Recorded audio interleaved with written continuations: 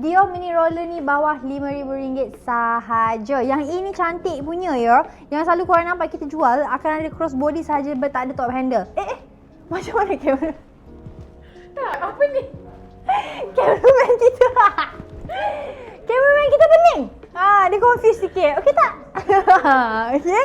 So yang ini ada top handle. So korang boleh pakai asal top handle macam tu. Korang nak pakai crossbody pun boleh juga. Nak pegang-pegang santai-santai macam tu kan. So bagi Rabi, bag ni dia boleh lean more to men sebenarnya. Tapi dia boleh pakai unisex, tak ada masalah. Harga dia cuma RM4,990 sahaja. If korang tahu lebih lanjut, showroom kita dekat Wangsa Maju, Kuala Lumpur. Kita buka everyday daripada pukul 10 sampai pukul 5. Nak bayar installment pun boleh juga. Up to 60 bulan.